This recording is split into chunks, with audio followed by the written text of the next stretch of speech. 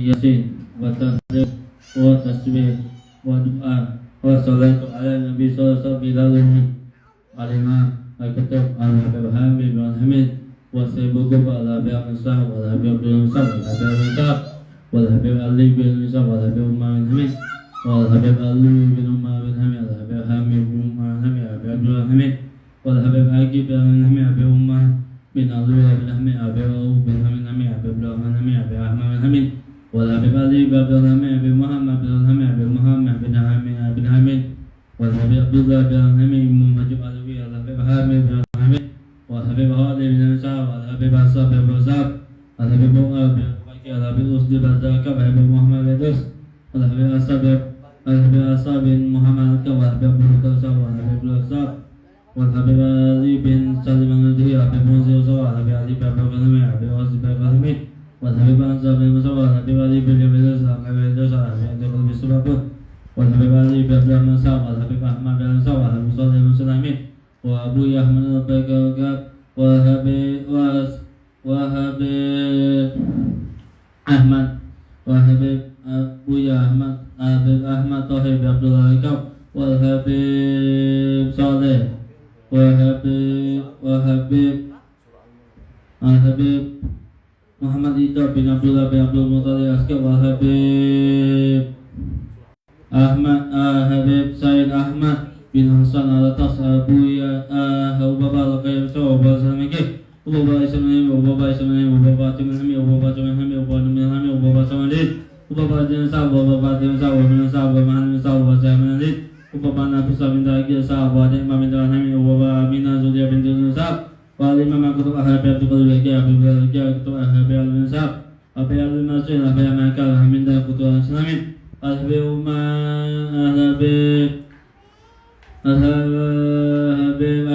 Salman bin Ahmad bin Jidan Kutub Ali bin Salhamin Habib Muhammad Sami Sahab Habib Muhammad Zahab Habib Tafsir Habib Tasmaki Habib Jamaika Kutub Al-Rika wa Sibus Tudasi Syabat Kubisal Subiadat wa habib Zamka Sahab Abdullah bin Susah Habib Somadi Asy al-Uzam sebagai Usam sebagai Usam Cibatas Imam Habib Salim Atoti Habib Muslimin Ali Bekam Imam Masjid Al-Mudah Habib Idrus Bekacimi Ainul Talim wa Rahman Habib Abdul Ishaq Habib Usim Masih Ustaz Ishaq wa Ustaz Muhammad Ishaq wa Habib Usim Masih Habib Hikab wa Habib Zahir Abdul Subhab Habib Bekam wa Masikab Bubala Kuwa Hari Ustaz bin Ali wa Sunaki wa Ustaz Nawawidanci wa Sayyidul Hal Al-Habib Abuya Muhammad Abuya Ahmad Naufal bin Abdullah Al-Kaf wa Kulukam Habib Amazza wa Zambaba Kamkoti Ustaz Isa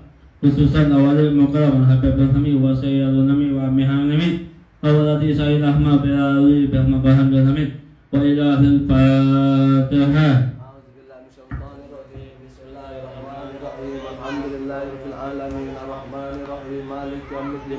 إياك نعبد وإياك نستعين اهدنا الصراط المستقيم صراط الذين أنعمت عليهم غير المغضوب عليهم ولا الضالين آمين بسم الله الرحمن الرحيم ياسين والقرآن الحكيم إنك لمن المرسلين على صراط مستقيم تنزيل العزيز الرحيم لتنذر قوما ما أنذر آباؤهم فهم غافلون لقد حنك القول على أبصارهم فهم لا يؤمنون إنا جعلنا في أعناقهم أغلالا فهي إلى الأذقان فهم مقمحون وجعلنا من بين أيديهم سدا ومن خلفهم سدا فأغشيناهم فهم لا يبصرون وسواء عليهم أنذرتهم أم لم تنذرهم لا يؤمنون إنما تنذر من اتبع الرحمن بالغيب فبشر بمغفرة وأجر كريم إنا نحن الموتى ونكتب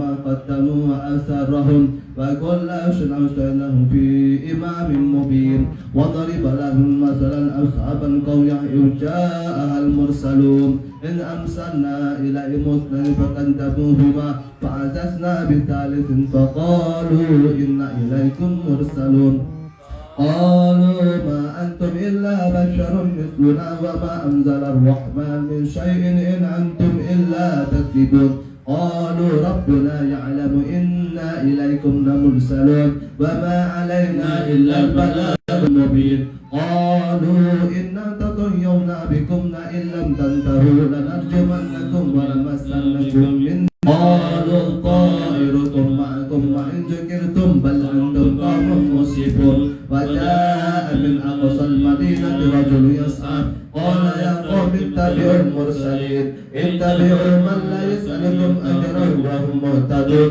وما لي لا أعبد الذي فطرني وإليه ترجعون أأتخذ من دونه آلهة غير الرحمن بدون الله لأني شفعتم شيئا ولا ينقذون إني إذا لفي ضلال مبين إني آمنت بربكم فاسمعون قيل ادخلوا الجنة قال قوم يعلمون بما غفر لي ربي وجعلني من المكرمين وما أنزل على قومه من بعده من جند من السماء وما كنا منزلين إن كانت إلا سيئة واحدة فإذا هم خامدون يا حسرة على العباد ما يهدي إلا كانوا به يستهزئون ألم يروا كم أهلكنا قبلهم من القرون أنهم إليهم لا يرجعون وإن كل لما جميع الذين مهتدون وآية لهم الأرض الميتة فأحييناها وأخرجنا منها حبا فمنه يأكلون وجعلنا فيها جنات من نخيل وعنب وفجرنا فيها من العيون ليأكلوا من ثمره ومع مسعدهم أفلا يشكرون سبحان الذي خلق الأزواج كلها مما تنبت الأرض من أنفسهم ومما لا يعلمون وآية لهم الليل نسلخ منه النهار فإذا هم مظلمون والشمس تجري لمستقر لها ذلك تقدير العزيز العليم والقمر قدرناه منازل حتى عاد كالعجل القديم لا الشمس ينبغي لها أن تدرك القمر على الليل سابق النهار وكل في فلك يسبحون وآية لهم أنا حملنا ذريتهم في الفلك المشحون وخلقنا لهم في مثله ما يركبون وإن نطلقهم فلا صريخ لهم ولا هم ينقذون إلا رحمة منا ومتعا إلى حين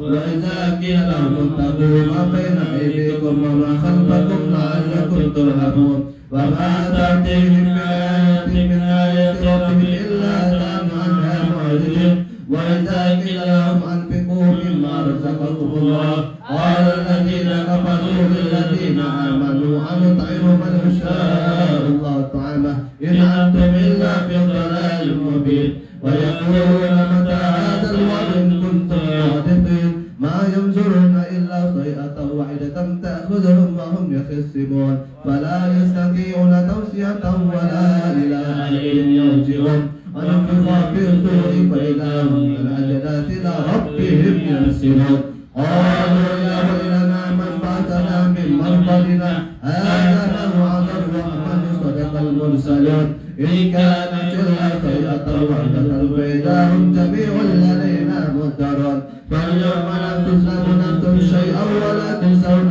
إلا ما كنتم تعملون إن أصحاب الجنة اليوم في شغل فاكهون هم وأزواجهم في ظلال على الأرائك متكئون لهم فيها فاكهة ولهم ما يدعون سلام قولا من رب رحيم امتازوا اليوم أيها المجرمون ألم عليكم يا بني آدم ألم تعبدوا الشيطان إنه لكم عدو مبين وأن اعبدوني هذا صراط مستقيم ولقد أضل منكم جبلا كثيرا أفلم تكونوا تعقلون هذه جهنم التي كنتم توعدون إذ حرم بما كنتم تكفرون اليوم نختم على أفواههم وتكلمنا أيديهم وتشهد أرجلهم بما كانوا يكسبون ولو نشاء لطمسنا على أعينهم فاستبقوا الصراط فأنى يبصرون ولو نشاء لمسخناهم على مكانتهم فما استطاعوا مضيا ولا يرجعون ومن نعمر نكس في الخلق أفلا يعقلون وما علمناه شفقيلا إن هو إلا ذكران مبين لينذر من كان حيا ويعظ القوم على الكافرين أولم ير أنا خلقنا لهم مما عملت أيدينا أنعاما فهم لها مالكون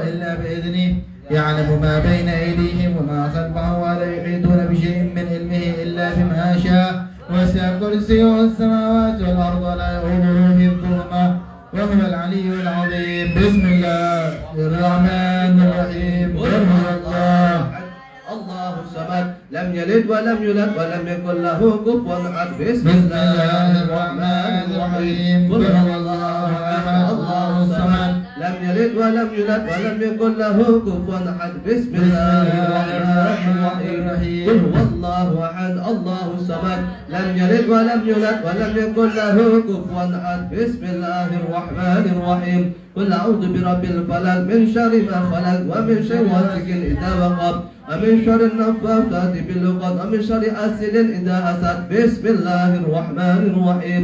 قل أعوذ برب الناس مالك الناس إله الناس من شر الوسواس الخناس الذي يوسوس في صدور الناس من الجنة والناس. بسم الله الرحمن الرحيم. الحمد لله رب العالمين حمدا يوافي نعمه يكافئ مزيدا. يا ربنا لك الحمد كما ينبغي لجلال وجهك وعظيم سلطانك. اللهم صل وسلم على سيدنا محمد في الأولين والآخرين وصل وسلم على سيدنا محمد في النبيين والمرسلين وصل وسلم على سيدنا محمد في كل وقت وحين وصل وسلم على سيدنا محمد في الملأ الأعلى إلى يوم الدين.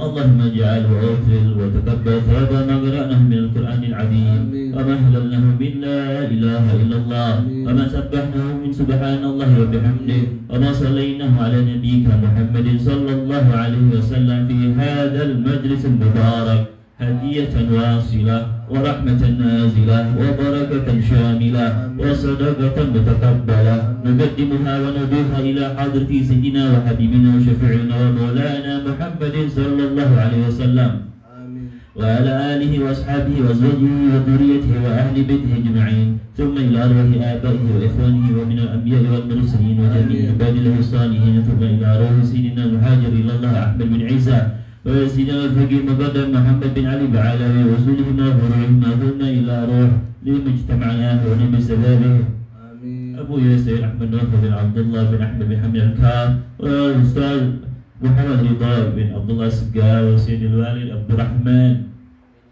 بن أحمد بن حامد بأن الله يغفر له ويرحمه ويسكنه الجنة برحمته والذين بيديهم خاصة وجميع أمواتنا وأموات المسلمين عامة أوصل اللهم ثواب ذلك منا إليهم. اللهم اجعلهم فداء لهم من النار وفكاكا لهم من النار وإسقا لهم من النار وسترا وحجابا لهم من النار. اللهم اغفر لهم وارحمهم وعافهم واعف عنهم واجمعنا وإياهم في دار كرامتك مستقر أوليائك ومحال رحمتك ومحال أوليائك مع الذين أنعمت عليهم من النبيين الصديقين والشهداء والصالحين وحسن أولئك رفيقا.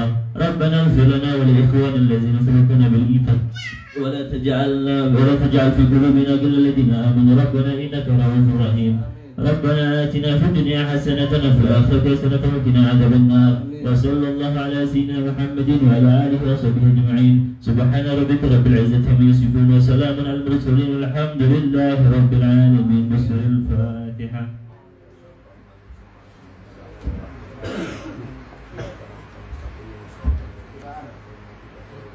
آمين.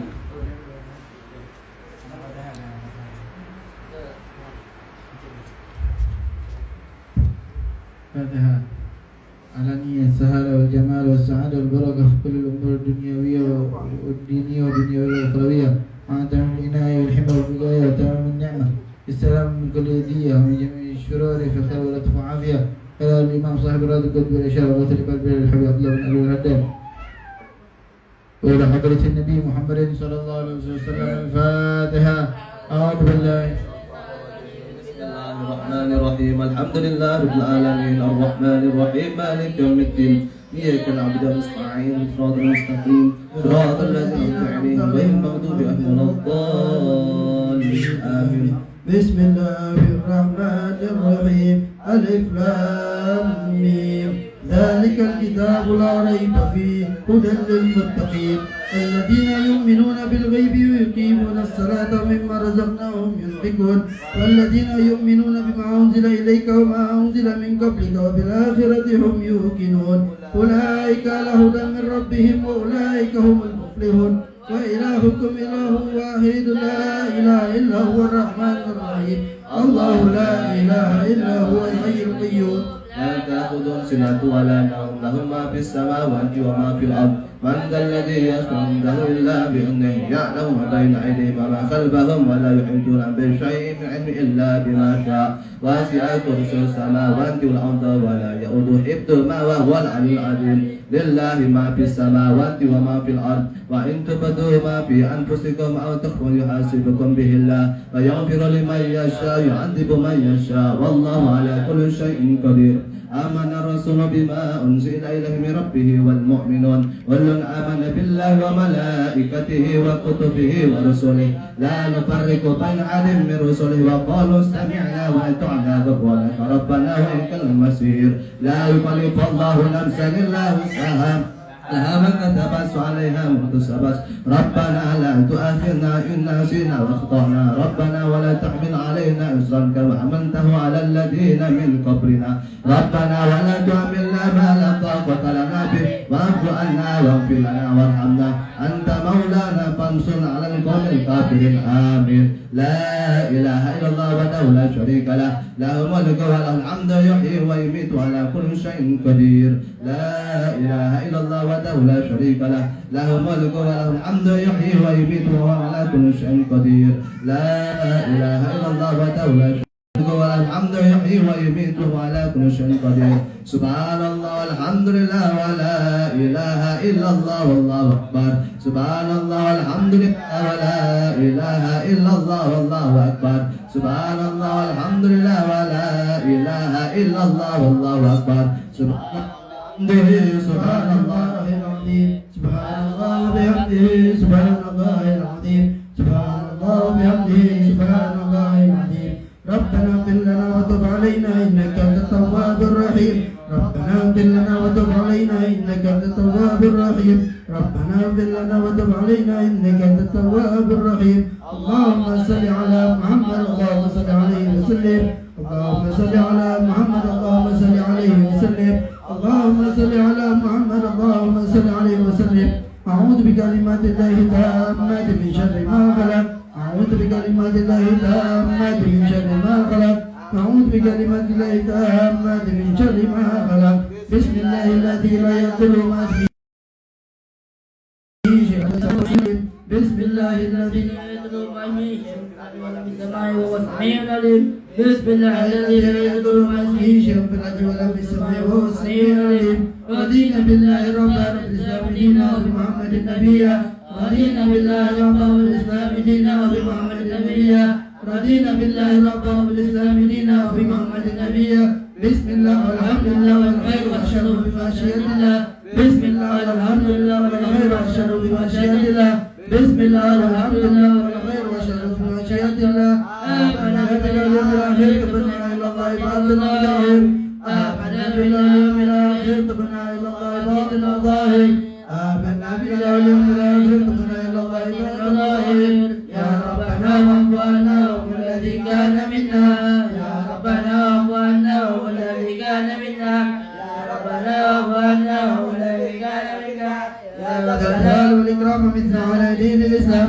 يا ذا الجلال والإكرام مثل على دين الإسلام يا ذا الجلال والإكرام مثل على دين الإسلام يا ذا الجلال والإكرام مثل على دين الإسلام يا ذا الجلال والإكرام مثل على دين الإسلام يا ذا الجلال والإكرام مثل على دين الإسلام يا ذا الجلال والإكرام مثل على دين الإسلام يا قوي يا متين اكفي شر الظالمين يا قوي يا متين اكفي شر الظالمين يا قوي يا متين اكفي شر الظالمين أصلح الله أمر المسلمين ترك الله شر المعتدين أصلح الله أمر المسلمين ترك الله شر المعتدين أصلح الله أمر المسلمين ترك الله شر المعتدين يا علي يا كبير يا عليم يا قدير يا سميع يا بصير يا لطيف يا حبيب يا علي يا كبير يا عليم يا قدير يا سميع يا بصير يا لطيف يا حبيب يا علي يا كبير يا عليم يا قدير يا سميع يا بصير يا لطيف يا حبيب يا فارج الهم يا كاشف الغم يا من يعفي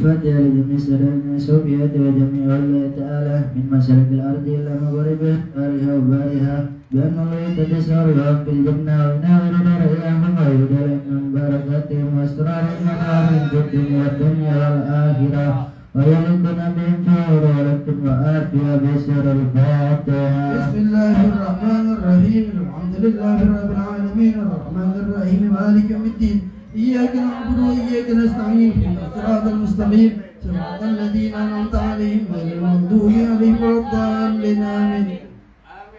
الفاتحة لسيبات كل الشهد وسلم إلى سيدنا الحبيب عبد الله بن علوي الحجاج وصله وفرعه بأن الله يكرس أرواحهم في الجنة وينور ضرائهم ويعيد على من بركتهم وأسرارهم وأنصارهم في الدين والدنيا والآخرة بسر الفاتحة. بسم الله الرحمن الرحيم الحمد لله رب العالمين الرحمن الرحيم مالك يوم الدين إياك نعبد وإياك نستعين اهدنا الصراط المستقيم صراط الذين أنعمت عليهم غير المغضوب عليهم ولا الضالين. الفاتحة ولا تكم يهاديكم بأن الله كل شيء منكم صلى ما يرضى الله ورسوله ووالدينا والديكم ومشايخنا ومشايخكم في الدين وأمواتنا وأمواتكم وأموات المسلمين أجمعين بأن الله يغفر لهم ويرحمهم ويسكنوا الجنة والهجاة والمسافرين والهجاة والمجاهدين المسلمين في البحر والبر أجمعين بأن الله يحب السلامة ويدعو إلى طال من سالم غامن في خير ولطف وعافية ويرزق المسلمين ويرفع سعادة المسجد ويتقبل منا ومنكم ويرزقنا وإياكم حسن الخاتمة عند الموت وإلى عهد النبي محمد صلى الله عليه وسلم بسم الفاتحة. بسم الله الرحمن الرحيم الحمد لله رب العالمين الرحمن الرحيم مالك يوم الدين إياك نعبد وإياك نستعين اهدنا الصراط المستقيم صراط الذين أنعمت عليهم غير المغضوب عليهم ولا الضالين. بسم الله الرحمن الرحيم الحمد لله رب العالمين آمين. الغافلين ويكافئ الهداية ربنا لك الحمد كما ينبغي لجلال وجهك وعظيم سلطانك. اللهم صل على سيدنا محمد وعلى آله وأهل بيته وصحبه وسلم. آمين. اللهم إنا نسألك بحق الفاتحة والحكمة والسبع المثاني والقرآن العظيم آمين. أن تفتح لنا بكل خير وأن تتفضل علينا بكل خير وأن من أهل الخير وأن تعاملنا يا مولانا معاملتك لأهل الخير وأن تحفظنا في أدياننا وأنفسنا وأولادنا وأموالنا وأهلنا وأصحابنا وتجد من كل مهنة وفتنة وفتنة إنك ولي كل خير ومتفضل بكل خير ومعطي كل خير يا أرحم الراحمين. اللهم اغفر لنا ولوالدينا ولأولادنا ولمشايخنا في الدين ومن أحسن إلينا ولمن أوصانا بالدعاء ولجميع المسلمين والمسلمات والمؤمنين والمؤمنات الأحياء منهم والأموات. اللهم اغفر لنا وارحمنا وارض عنا وتقبل منا وادخلنا الجنة ونجينا من النار. اللهم أصلح لنا شأننا كله. اللهم زدنا ولا تنقصنا وأكرمنا ولا تهنا وأعطنا ولا تهنا وارضنا وارض عنا يا أرحم الراحمين. وصلى الله على سيدنا محمد وعلى آله وصحبه وسلم والحمد لله رب العالمين. اللهم إنا نسألك رضاك والجنة ونعوذ بك من سخطك والنار. اللهم إنا نسألك رضاك والجنة ونعوذ بك من سخطك والنار. اللهم إنا نسألك رضاك والجنة ونعوذ بك من سخطك والنار. وعلينا سيدنا لقدك سلطانا وعافنا وقوانا وكلنا حسبنا يا عليم سري منا لقدك سلطانا وعافنا وقوانا وكلنا حسبنا يا عليم سري منا لقدك سلطانا وعافنا وقوانا وكلنا حسبنا يا الله بها يا الله بها يا الله بحسن الخاتمة يا الله بها يا الله بها يا الله بحسن الخاتمة يا الله بها يا الله بها يا الله بحسن الخاتمة. اللهم صل على محمد اللهم صل عليه وسلم. اللهم صل على محمد يا رب بلغه الوسيلة. اللهم صل على محمد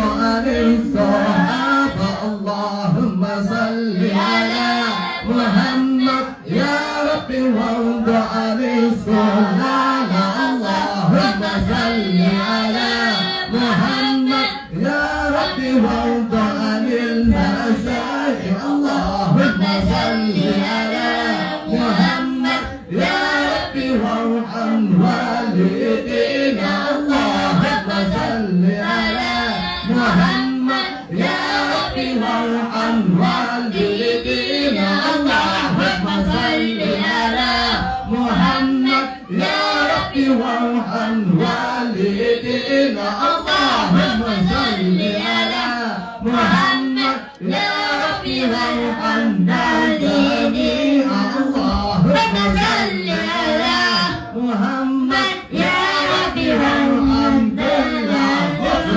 اللهم صل على محمد يا ربي واغفر كل مذنب اللهم صل على محمد يا ربي وارزقنا الشهادة اللهم صل على محمد يا ربي واغفر كل مذنب اللهم صل على محمد يا ربي واغفر كل مذنب اللهم صل على محمد يا ربي بلغنا نور اللهم صل على محمد يا ربي تنسانا بنور اللهم صل على محمد يا ربي نسمع دعانا اللهم صل على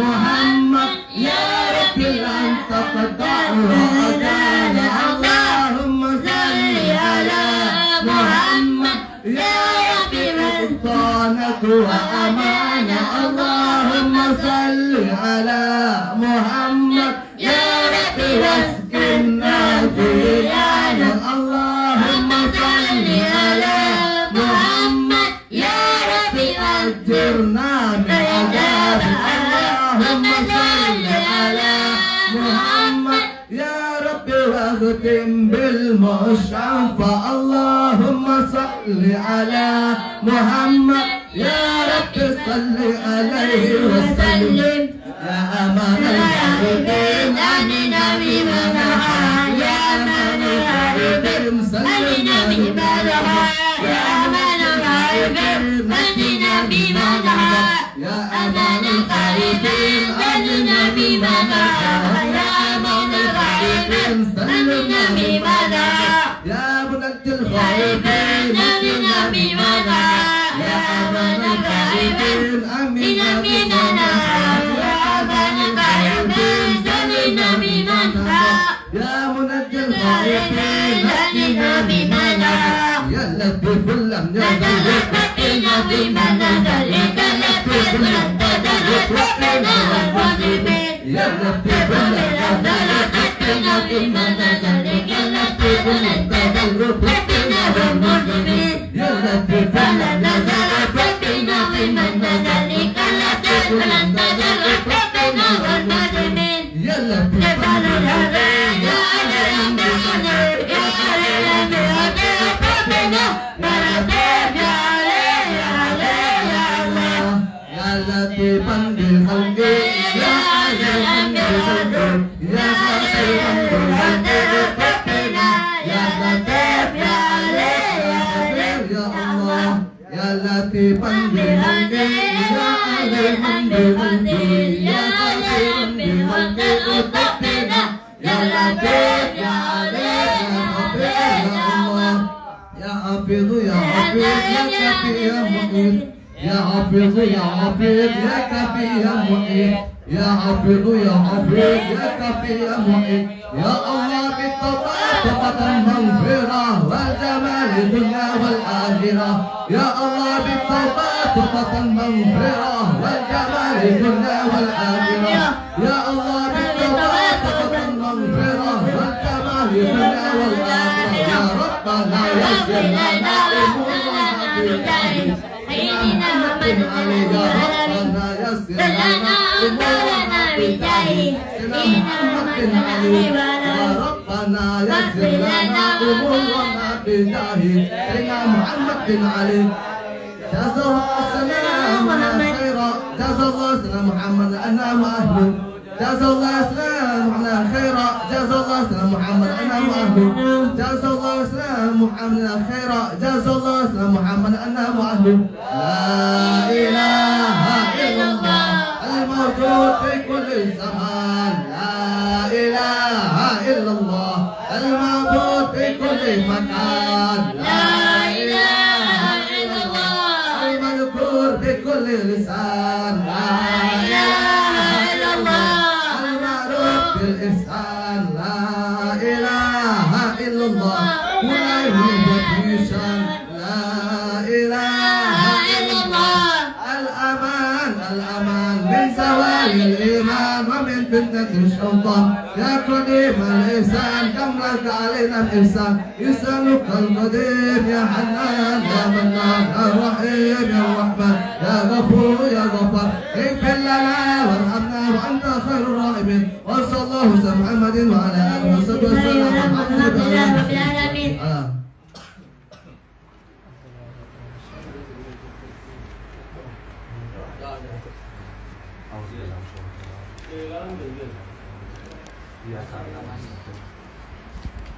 استغفر الله العظيم. بسم الله الرحمن الرحيم. الحمد لله رب العالمين. اللهم صل على سيدنا محمد وعلى ال سيدنا محمد. اللهم يا عظيم السلطان يا قديم الاحسان دائما النعم يا كثير الخير يا واسع العطايا يا غفير يا جميل الصنع يا حليما لا يعجل صلي يا ربي على سيدنا محمد واله وسلم ورضي الله تعالى عن الصحابه اجمعين. اللهم لك الحمد شكرا ولك المن فضلا وانت ربنا حقا ونحن عبيد قريك وانت لم تزل لذلك اهلا. اللهم يا ميسر كل عسير ويجابر كل كثير ويا صاحب كل فريد ويا مولي كل فقير ويا مقوي كل ضعيف ويا مأمن كل مخيف يسر علينا كل عسير فتيسر العسير عليك يسير. اللهم يا من لا يحتاج الى البيان والتفسير حاجتنا اليك الكثير حاجتنا اليك الكثير حاجتنا اليك الكثير وانت عالم بها وبصير وخبير. اللهم انا نخاف منك ونخاف ممن يخاف منك ونخاف ممن لا يخاف منك. اللهم بحق من يخاف منك نجنا ممن لا يخاف منك. اللهم بحق سيدنا محمد صلى الله عليه وسلم واحرسنا بعينك التي لا تنام واحرسنا بكنفك الذي لا يرام وارحمنا بقدرتك علينا فلا تهلكنا وانت ثقتنا ورجاؤنا يا برحمتك يا ارحم الراحمين. اللهم نسالك زياده في الدين وبركه في العمر وصحه في الجسم وسعادة في الرزق وتوبة قبل الموت وشهادة عند الموت ومغفرة بعد الموت وعفوا عند الحساب وأمان من العذاب ونصيبا من الجنة وارزقنا النظر إلى وجهك الكريم. اللهم اغفر لأمة سيدنا محمد. اللهم أمة سيدنا محمد. اللهم استر أمة سيدنا محمد. اللهم اكبر أمة سيدنا محمد. اللهم اصلح أمة سيدنا محمد. اللهم عافي أمة سيدنا محمد. اللهم احفظ أمة سيدنا محمد. اللهم ارحم أمة سيدنا محمد رحمة عامة. اللهم فرج عن أمة سيدنا محمد فرجا عاجلا يا رب العالمين. وصلى الله على سيدنا محمد وعلى آله وصحبه وسلم والحمد لله رب العالمين. آمين يا أستاذ. ربنا آتنا في الدنيا حسنة وقنا عذاب النار. سبحانك السلام عليكم المرسلين والحمد لله رب العالمين. قبول. Bismillahirrahmanirrahim. Assalamualaikum warahmatullahi wabarakatuh.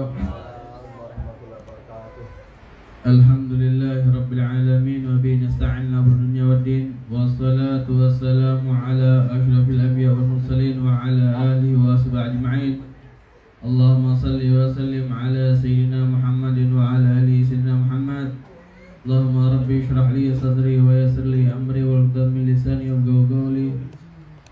Ma'asyiral hadirin al-habaib al-dhatiz wal-husus Ketua Majelis Hutibul Hadad wa Da'wah Akhina Fillah Sayyid Farhan bin Abrahman bin Hamid. Mudah-mudahan Allah panjang umur beliau, Allah jaga kesehatan beliau, Allah tambah keturunan yang soleh dan solehah, Allah tambah istri beliau, amin ya rabbal. Jika hadir bersama kita malam hari ini Di sebelah saya Al-Habib Al-Mukarram Al-Mukhtaram Al-Habib Husin bin Usdi bin Syab, atau lebih dikenal dengan Habib Aju Abang. Karena walaupun Maju Abang, Habib ini bukan orang PDI, bukan. Habib Husin ini karena cinta beliau, gila beliau dan semangat beliau terhadap perjuangan Islam. Kita doakan Habib Husin ini Allah panjangkan umurnya, Allah kabulkan segala hajat-hajatnya, Allah segerakan beliau untuk zuhud, karena sudah lama sekali beliau tidak zuhud. Amin ya rabbal alamin. Juga hadir bersama kita Habib Ibrahim bin Syihab atau Habib Ibrahim Bulu Jedung. Alhamdulillah hadir bersama kita Habib Fahir bin Wazil Habsyi, Habib Fikri Al-Rifai, juga Habib Rasid bin Qasim bin Hashim Bafageh. Juga hadir bersama kita Wakil Ketua Majlis Al-Habib Raihan bin Fuad Bafageh. Juga para habaib lainnya tidak alfa disebutkan, ada Al-Habib Syakir bin Muhammad bin Syihab, dan juga para habib lainnya. InsyaAllah mereka semua Allah sediamakan bersama kita. Allah jaga mereka, Allah panjangkan umur mereka, dan InsyaAllah Allah selalu berikan ke mereka kemudahan setiap doa jawabannya. Amin ya rabbal alamin. Juga para hadirin sekalian yang alhamdulillah kita ucapkan jazakallah khairan jazak atas kehadirannya di tempat yang penuh rahmat dan barakat ini. InsyaAllah tidaklah kita keluar dari tempat ini melainkan Allah ampunkan segala dosa-dosa kita, Allah angkat penyakit di antara kita, dan Allah kabulkan segala hajat-hajat kita. Amin ya rabbal alamin. Juga alhamdulillah pada malam hari ini kita dikumpulkan kembali di Majlis Al-Hadad Dakwah dalam rangkaian rutinitas hall daripada guru kita Sayyidil Habib Al-Mukarram Abuya Ahmad Naufal bin Abdullah Al-Kaf. InsyaAllah manaqib beliau akan dibacakan langsung oleh murid beliau Habib Rashid bin Hasim Bafageh. Fa'alaihi falyatafaddal mashkura. Sallallahu ala Muhammad, sallu ala Rasulillah. Bismillahirrahmanirrahim. Assalamualaikum warahmatullahi ta'ala wabarakatuh. Alhamdulillahilladzi bi ni'matihi tatimmu shalihat wa bi dzikri awliyaihi wa sulahaihi tatanazzalu ar-rahmat wal barakat. Wassalatu wassalamu ala sayyidis sadat wa asyrafil bariyat sayyidina Muhammadin wa ala alihi wa sahbihi anjamil zahirat. Amma ba'du. Berikut ini adalah sekelumit dari pada biografi manaqib al-Imam al-Alim al-Murabbi al-Habib Abuya Ahmad Naufal bin Abdullah Al-Kaf. Nasab beliau adalah al-Imam al-Alim al-Murabbi al-Habib Abuya Sayyid Muhammad Naufal bin Abdullah bin Ahmad bin Hamid bin Alawi al-Mulaqab bin Yusrain bin Ahmad bin Abdurrahman bin Ahmad bin Muhammad bin Ahmad bin Muhammad bin Ahmad bin Muhammad bin Ahmad al-Mulaqab Al-Kaf. Dan terus bersambung nasab beliau pada baginda Nabi Muhammad SAW. Lahir dan pertumbuhannya Al-Habib Ahmad Naufal bin Abdullah Al-Kaf atau yang sering disapa dengan panggilan Abuya dilahirkan di kota Palembang, Sumatera Selatan pada hari Jumat tanggal 13 Zulqa'dah bertepatan pada tanggal 27 Maret 1964. Beliau dilahirkan dari kedua orang tua yang saleh dan saleha. Sejak kecil beliau mendapatkan perhatian khusus dari kedua orang tuanya. Ayahandanya yaitu Al-Habib Abdullah adalah seorang pedagang yang dermawan yang senantiasa memberikan sedekah kepada orang-orang miskin, yatim piatu serta para janda, dan juga senantiasa memberikan bantuan untuk pondok-pondok pesantren. Ayahandanya pun adalah seorang pendakwah yang sangat gigih, pecinta majlis dan ulama. Tidak jarang ayahandanya senantiasa mengajak Abuya Ahmad Naufal untuk keliling hadir ke majlis-majlis dan ziarah kepada para habaib di kota Palembang. Kakek beliau adalah Al-Habib Al-Wali Al-Qutub Ahmad bin Hamid Al-Kaf Maula Palembang, yang dikenal dengan sebutan Al-Habib Ahmad Wali. Diceritakan bahwasannya suatu hari di masa kecilnya Abuya Naufal diajak oleh guru beliau yaitu Al-Habib Al-Ustadz Ali bin Abdullah Al-Habsyi untuk hadir ke majlis Al-Habib Alwi bin Ahmad Basit yang biasa disapa dengan panggilan Mu'alim Nam, salah satu murid daripada Al-Habib Ahmad bin Hamid Al-Kaf, kakek Abuya Naufal. Pada saat itu Al-Habib Alwi bin Ahmad Basit memandang Abuya Naufal dengan seksama, kemudian menuliskan di buku catatan Al-Habib Ali bin Abdullah Al-Habsyi satu tulisan, azunnuhu wallahu a'lam Ahmad Naufal hadha yajzubuhu sirri jaddihi biwasitatika wa anta biwasitati wa annahu a'tani wa jazahullah anni wa anil muslimina khairan katsira. Wallahu a'lam. Aku melihat di dalam diri Ahmad Naufal ini memikat sir rahasia kakinya Al-Habib Ahmad bin Hamid Al-Kaf dengan perantaramu, dan engkau mendapatkan sir tersebut dariku, dan aku telah diberikan sirnya tersebut langsung kepadaku. Semoga Allah membalas untukku dan untuk umat muslimin balasan yang banyak. Pendidikannya setelah lulus pada sekolah diniyah Abuya Al-Habib Ahmad Naufal Al-Kaf dimasukkan oleh kedua orang tuanya di pondok pesantren Ar-Riyadh Palembang. Di pondok itulah beliau belajar dasar-dasar ilmu agama, Al-Quran, Al-Hadis dan lain-lain sebagainya di bawah asuhan Al-Habib Al-Ustaz Ahmad bin Abdullah Al-Habsyi. Beliaulah guru setelah ayahandanya di masa belajarnya di pondok pesantren Ar-Riyadh. Abuya adalah seorang yang memiliki kecerdasan dan pemahaman yang sangat cerdas, serta dzauq atau selera dan empati yang sangat tinggi. Pada umur beliau 13 tahun, beliau mendapatkan beasiswa untuk dikirim ke Mekah Al-Mukarramah oleh gurunya, yaitu Al-Habib Ahmad bin Abdullah Al-Habsyi, pimpinan pondok pesantren Ar-Riyadh Palembang. Bersama sebagian temannya, yaitu Al-Habib Hamidun Naqib bin Muhammad bin Syekh Abu Bakar bin Salim dan Al-Habib Abu Umar Abdul Aziz bin Abdurrahman bin Syahab, untuk meneruskan pelajarannya di pesantren Al-Alim Al-Alama Al-Muhaddits Abuya Sayyid Muhammad bin Alawi Al-Maliki Al-Hasani pada tahun 1979 Masehi. Abuya Naufal adalah anak paling kecil yang dikirim ke Abuya Sayyid Muhammad Alawi Al-Maliki. Ketika pertama kali jumpa dengan Abuya Sayyid Muhammad, beliau sempat marah kepada orang yang mengirimnya. Kenapa yang dikirim anak kecil? Akan tetapi setelah itu Abuya Sayyid Muhammad sangat sayang kepadanya, sehingga beliau mendapatkan didikan dan perhatian khusus serta ditempatkan di kamar istirahatnya dan menjadi khadimnya. Diceritakan oleh sebagian teman semasanya belajar di sana, Abuya Naufal adalah orang yang sangat dekat dengan Abuya Sayyid Muhammad Alawi Al-Maliki, dan juga beliau orang yang paling kuat dan sabar dalam berkhidmah kepada Abuya Al-Maliki. Sebab tidak mudah dalam berkhidmah melayani beliau. Di mana Abuya Al-Maliki duduk di situ, pasti ada Abuya Naufal.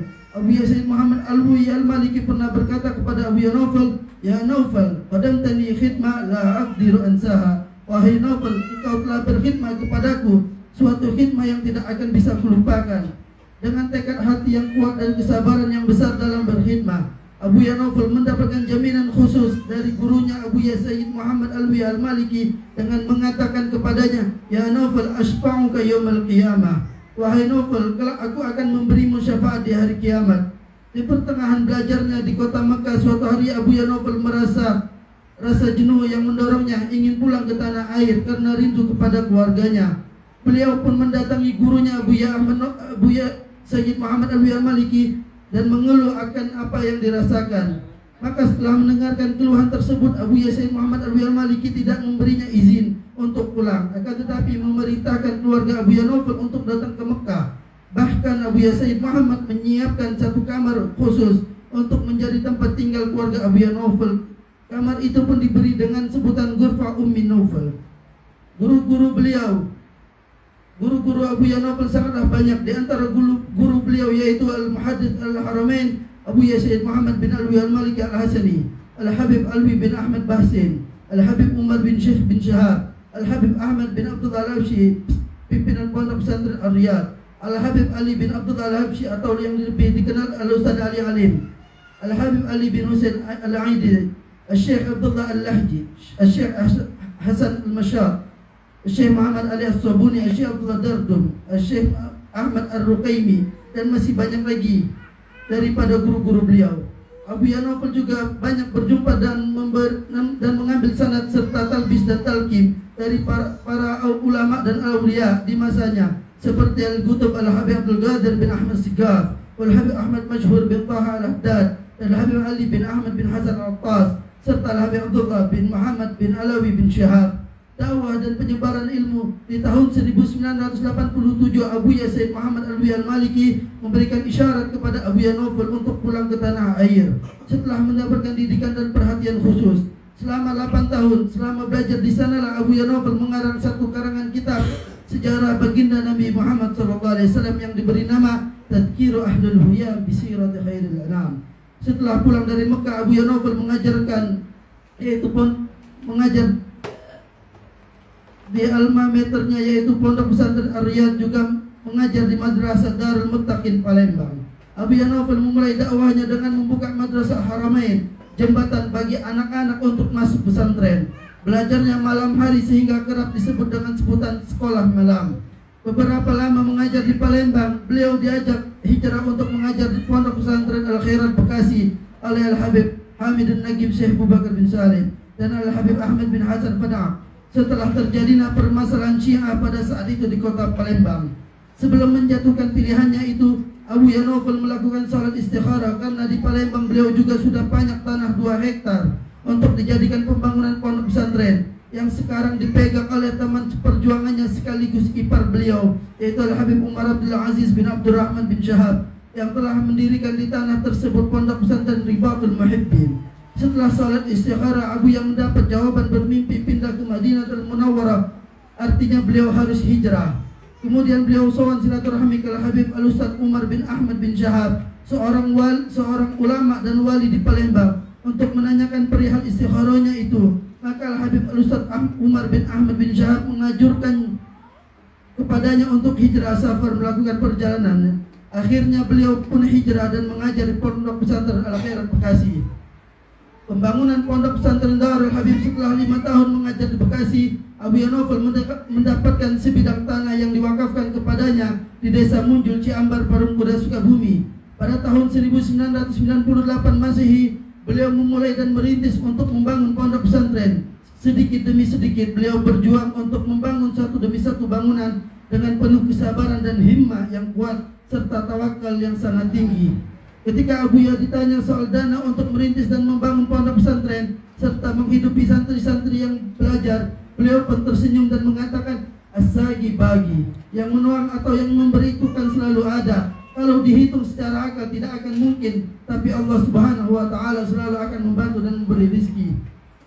Maka Allah dan wattasal, hal yang dibangun karena Allah terus akan berlanjut dan akan berkesinambung. Dahulunya pondok itu bernama Darul Hijrah. Setelah berjalannya waktu serta adanya isyarah dan bisyarah, maka pondok pesantren yang beliau bangun tersebut diubah menjadi Darul Habib.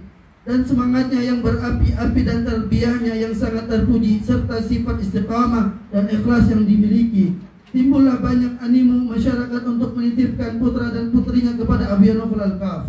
Alhamdulillah, perjalanan selama kurang lebih 1 dekade pondok pesantren Darul Habib dibangun di atas tanah seluas 1,4 hektar dan telah menampung sekitar 250 santri pada saat itu, dikarenakan minimnya tempat tinggal atau asrama yang menampung para pelajar di tanah seluas 1,4 hektar itu. Maka muncul gagasan beliau untuk mengembangkan pondok pesantren Darul Habib, sehingga pondok pesantren Darul Habib yang lama ditempati untuk pelajar putri dan pondok pesantren Darul Habib yang baru di atas tanah seluas kurang lebih 5 hektar ditempati untuk pelajar putra.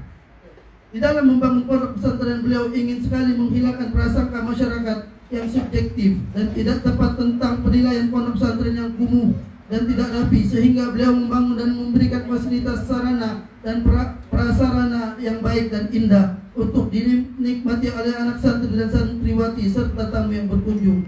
Menjadi kebiasaan beliau melaksanakan sabdanya Rasulullah SAW. Sesungguhnya Allah Subhanahu wa Ta'ala mencintai seorang hamba yang apabila bekerja mengerjakannya secara bagus dan profesional. Dengan hadis tersebut begitu jualah beliau praktekkan dalam segala hal yang berkaitannya dengannya. Semuanya harus profesional, bagus, rapi, indah dan bersih. Tatkala Al-Mufakir Al-Habib Abu Bakar Al-Adni bin Ali Masyhur berkunjung ke pondok pesantren Darul Habib, menceritakan di dalam qasidahnya akan kunjungannya tersebut. Di waktu asar itu kami berjalan melanjutkan dakwah, dan di tengah perjalanan kami tersambung hubungan dengan Al-Habib Naufal Al-Kaf untuk berkunjung ke pondok pesantrennya. Ya khairu ma'had murattab wa kullu talibin mu'addab wa barakallahu sinina. Kata Al-Habib Abu Bakar, ini sungguh pondok pesantrennya terbaik dan tertib serta setiap santrinya memiliki adab. Mudah-mudahan Allah senantiasa memberikan keberkahan di dalamnya.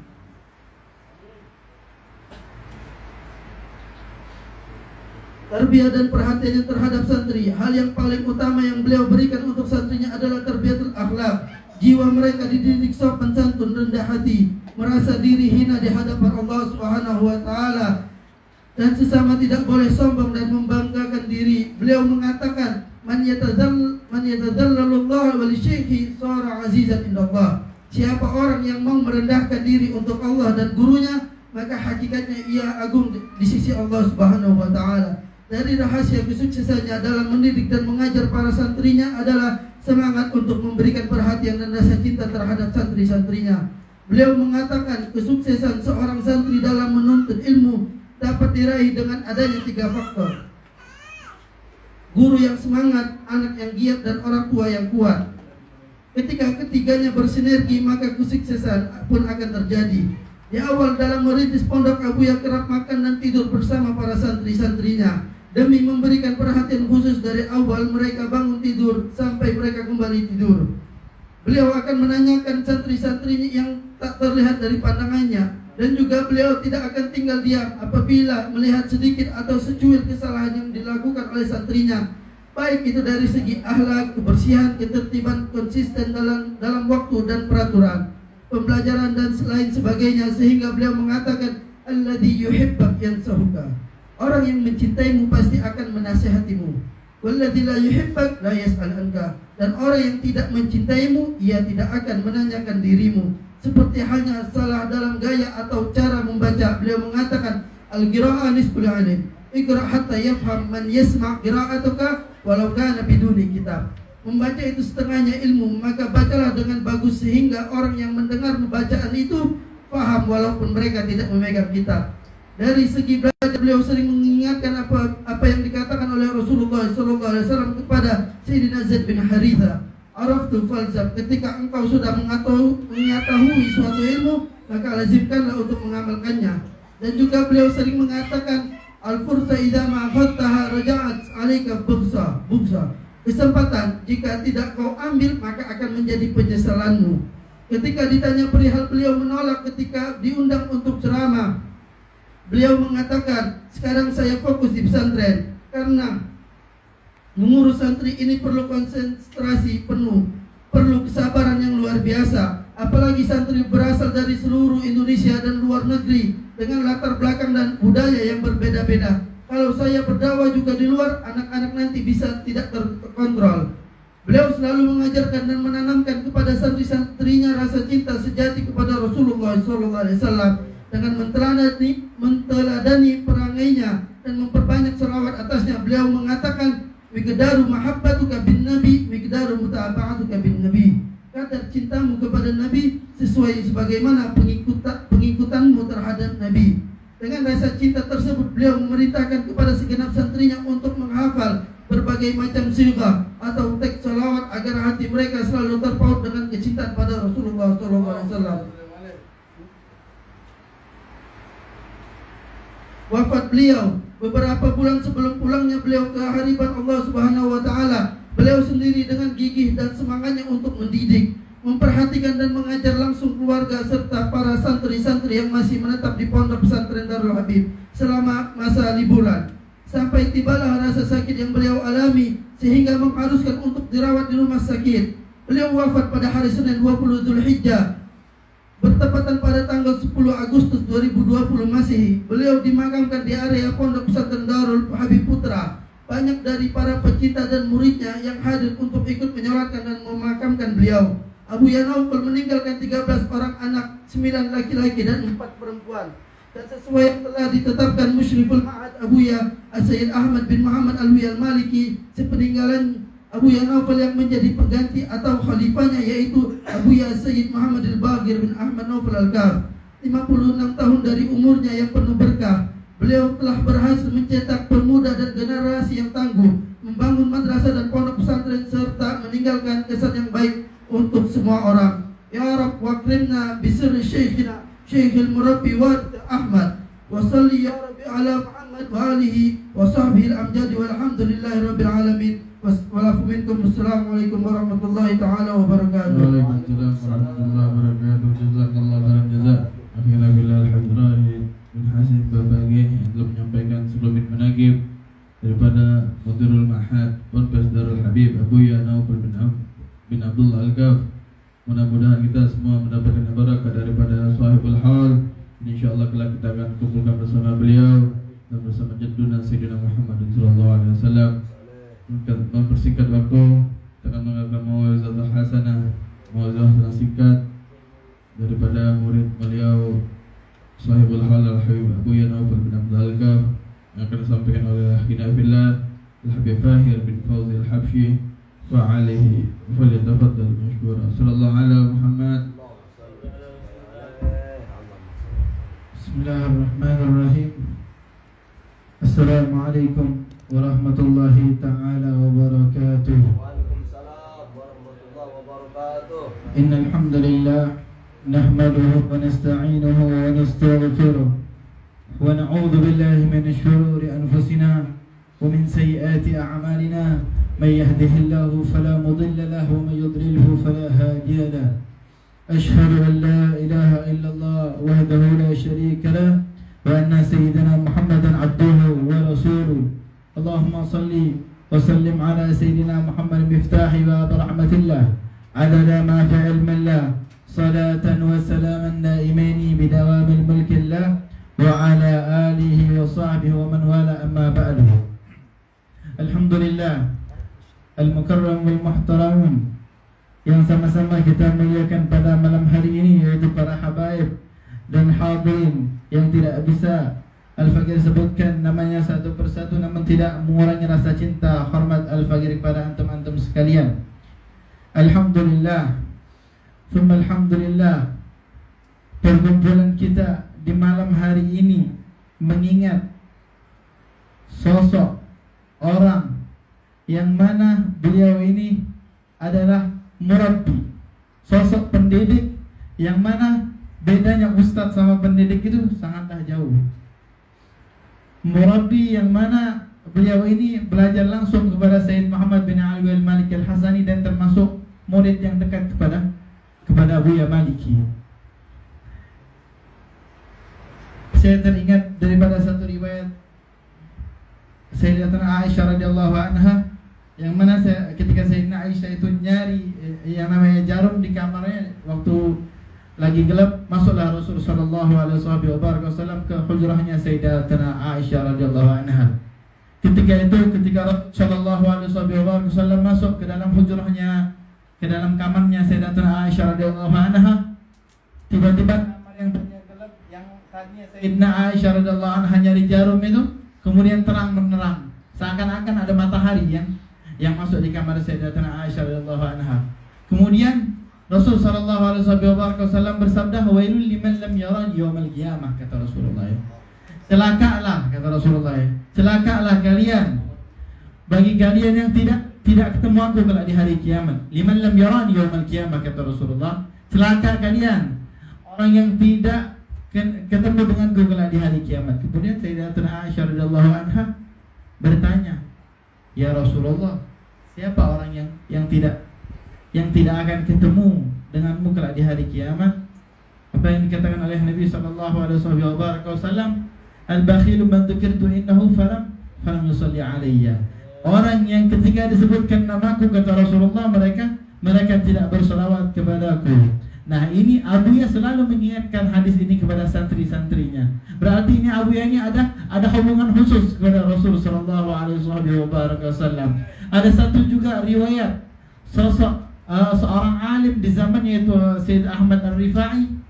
Beliau ini ketika ingin berziarah ke Madinatul Munawwarah, ke makbarahnya Rasul sallallahu alaihi wasallam, beliau mengumpulkan uang sampai beliau ini ada waktu yang mana waktu tersebut beliau ziarah ke makamnya Nabi Muhammad sallallahu alaihi wasallam. Nah, di zaman beliau ini Imam Ahmad Ar-Rifai ini kalau nggak salah sesama nama Imam Subki sama Syekh Abdul Qadir Jailani.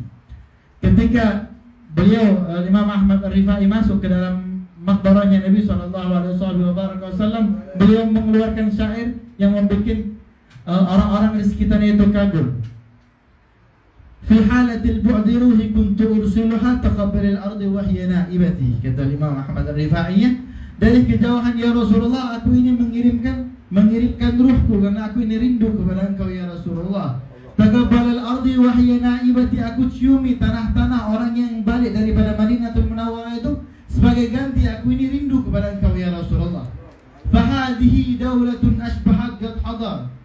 Dan sekarang ini Rasulullah, aku sudah berada di depan kuburanmu wahai Rasulullah. Famjud yaminuka kay tuhdha biha syafati. Maka keluarkanlah tangan muliamu ya Rasulullah supaya mulut aku yang hina ini bisa mencium tanganmu. Kemudian keluar daripada karamah Imam Ahmad, keluar tangannya Rasul sallallahu alaihi wasallam, kemudian dicium sama Imam Ahmad Ar-Rifai. Ini kerinduan Imam Ahmad Ar-Rifai sama Rasul sallallahu alaihi wasallam. Begitu juga kami santrinya Abuya Naufal rindu sama Abuya. Ketika ditinggalkan sama Abuya, hati kami ini menangis.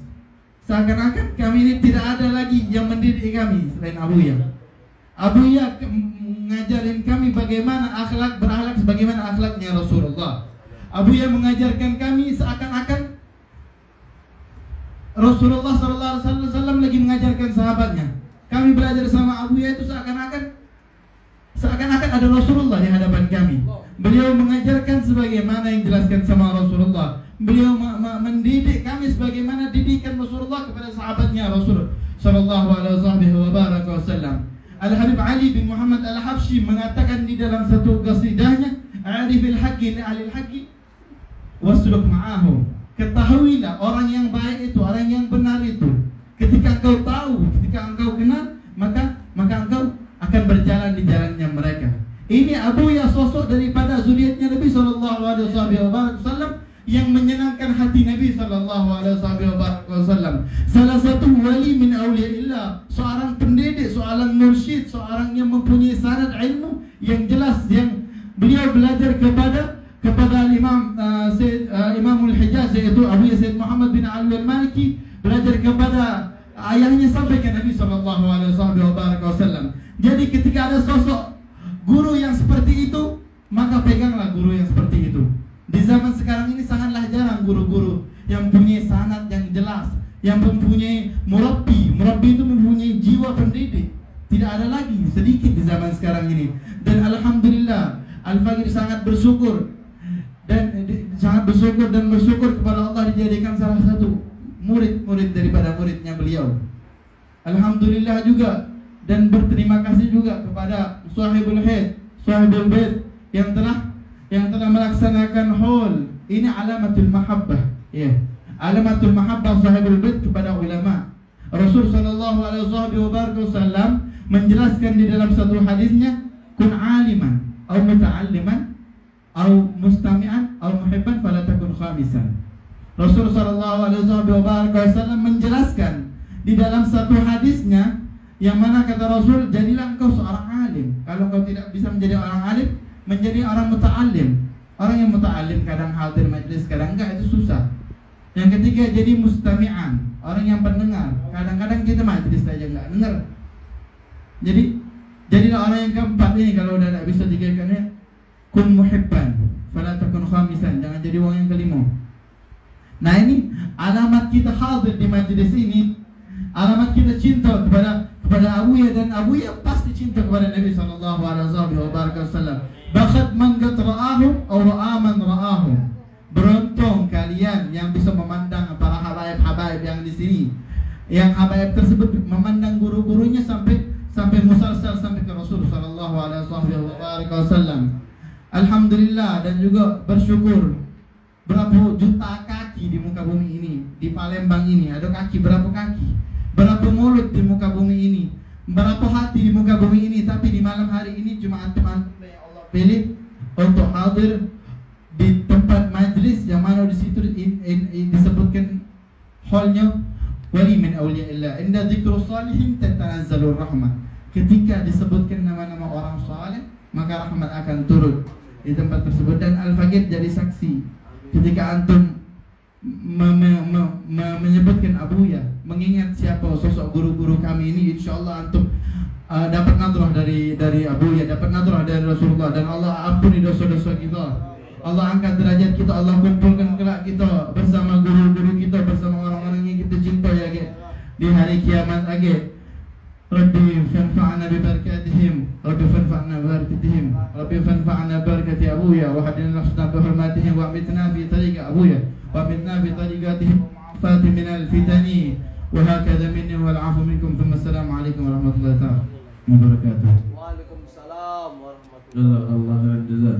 Wa la yaqina billah Sayyid Suhaib bin Wadil Habsyi. Mudah-mudahan apa yang kita sampaikan tadi mendapat berkah buat kita semua yang hadir, dan insyaallah Allah akan rahmat di tempat ini, amin ya rabbal alamin. Al-Fakir mengingatkan bahwasannya malam setelah yang akan datang insyaallah majlis seperti biasa sekaligus majlis rutinan ziarah daripada Gubal Habib Ahmad bin Syekh bin Syahab. Setelah majlis insyaallah saling sampai ramaikan ini majlis, insyaallah ini kullukum terbuka untuk umum. Al-Fakir wakil sahibul waqt dengan jazakallah khair jazak, terima kasih banyak atas kehadiran semua, dan juga hadimul majlis Al-Habib Rahman bin Taufik bin Syahab menitipkan salamnya kepada kita. Sekarang beliau sedang berdakwah di kota Pakralam. Insyaallah dalam sesuatu yang akan datang beliau hadir lagi bersama kita dalam keadaan sehat walafiat dan istiqamah hadir di ini majlis. Hadza minni wa minkum. Assalamualaikum warahmatullahi wabarakatuh. الرب صلى دائما وسلم على المكرم شيل الله ما زمزم الهادي وما نوي الله للأظلم شيل الله الرب صلى دائما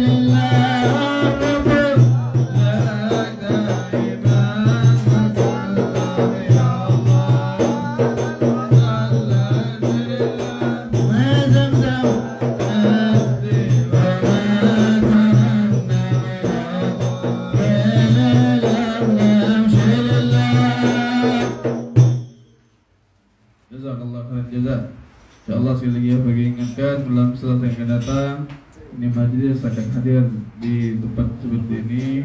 Insyaallah akan ziarah di Gubal Habib bin Syahab sekalinya. Insyaallah yang akan datang akan diisi oleh Al Habib Fikri.